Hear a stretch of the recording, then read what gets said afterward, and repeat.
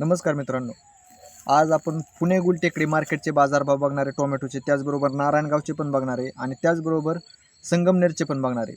तिन्ही मार्केट कमिटीमध्ये आज किती प्रमाणात टोमॅटोची आवक आली होती, किती कॅरेटची आवक आली होती, कुठल्या मार्केटमध्ये म्हणजे कुठले संगमनेरमध्ये जास्त चांगल्या प्रकारे मार्केट झाले, पुण्यामध्ये चांगल्या प्रकारे टोमॅटोचे मार्केट झाले का नारायणगावमध्ये झाले, हा माल जास्त प्रमाणात येतोय कुठल्या राज्यातून, महाराष्ट्रामध्ये माल हा सध्या तयार होतोय किती, जे काही जुने प्लॉट आहेत हे प्लॉट आणखीन किती दिवस चालतील, त्याचबरोबर नवे प्लॉट किती दिवसांनी चालू होतील, मार्केटमध्ये नवे प्लॉट जास्त प्रमाणात येतात का जुने प्लॉटच आणखीन जास्त प्रमाणात येतात, ते आज आपण व्हिडिओच्या माध्यमातून बघणार आहे मित्रांनो।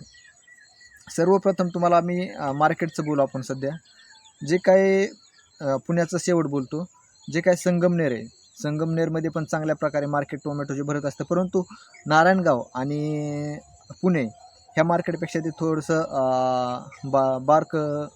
म्हणजे बारीक मार्केट आहे। तर तिथं 5 ते 7 हजारापर्यंत टोमॅटोची आवक आली होती मित्रांनो। जे काय तिथं रेट झालेला आहे तो 300 रुपयापर्यंत झालेला आहे।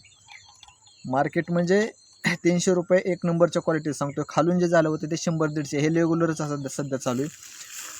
खालून जे झाले होते ते 100-150 रुपयापर्यंत पासून चालू झालं होतं पंचरंगी गोळीचा माल, आणि जे काय वर एकदम क्वालिटीचा माल आहे, जो काय मुंबईला चालत असतो, मुंबईच्या मॉलमध्ये चालणारा माल आहे, कडक माल आहे, तो माल म्हणजे एक वकलमधला एक वकल फक्त अशी 300 रुपयांनी गेलेली आहे। बाकीचा माल म्हणजे खालीच आलेला आहे, म्हणजे खालच्याच रेंजमध्ये आलेला आहे।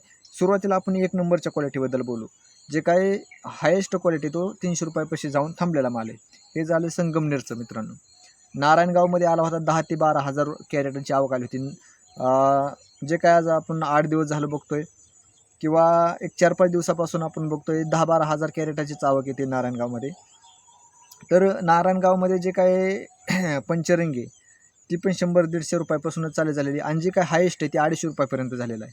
कारण की नारायणगावमध्ये मित्रांनो माल जास्त येत असतो, व्यापारी पण जास्त प्रमाणात असतात, आणि जे काय संगमनेर आहे, संगमनेरमध्ये व्यापारी पण चांगल्या प्रकारे येत असतात, परंतु माल थोडा कमी होता।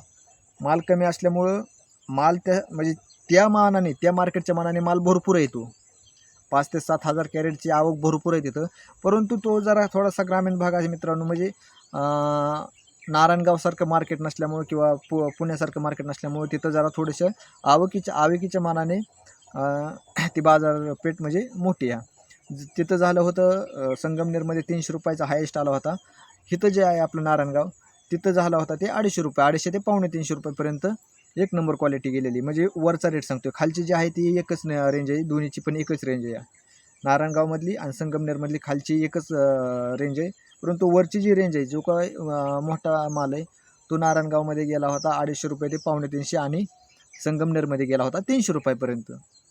हे झालं नारायणगावचं आणि संगमनेरचं।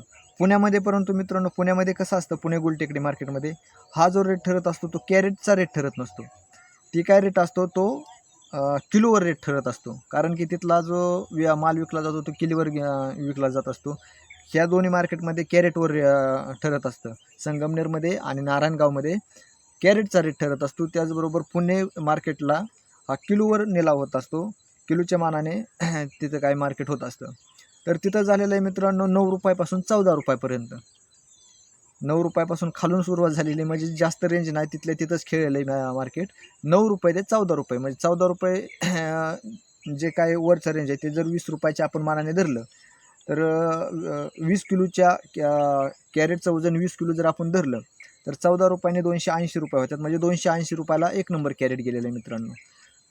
कारण की ह्या दोन्हीच्या मानाने पुण्यामध्ये जास्त प्रमाणात आवक आली होती।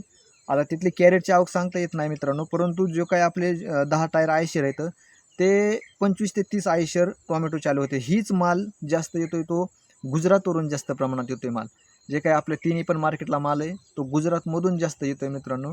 गुजरात असेल, तेलंगणा असेल आणि मध्य प्रदेश, इकडून जास्त प्रमाणात माल येतोय, कारण की अवकाळी पावसामुळे तिकडला माल जरा सध्या जास्त प्रमाणात तयार होताना आपल्याला दिसून येतोय।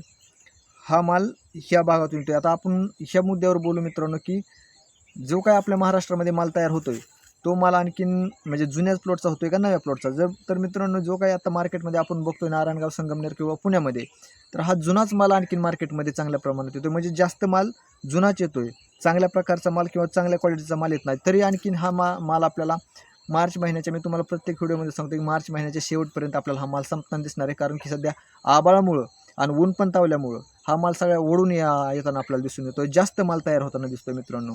जे काही जुने प्लॉट आहेत ते जास्त दिवस चालणार नाही, ज्यावेळेस नवे प्लॉट चालू होतील त्यावेळेस नक्कीच मार्केट तुम्हाला सापडताना दिसून येईल मित्रांनो. तर अशा प्रकारे आजचं मार्केट झालं होतं मित्रांनो. तिन्ही मार्केटचं तुम्हाला बाजारभाव मी सांगितलेले आहेत. असेच दररोजचे दररोज बाजारभाव पाहण्यासाठी चॅनल सबस्क्राईब करा. धन्यवाद.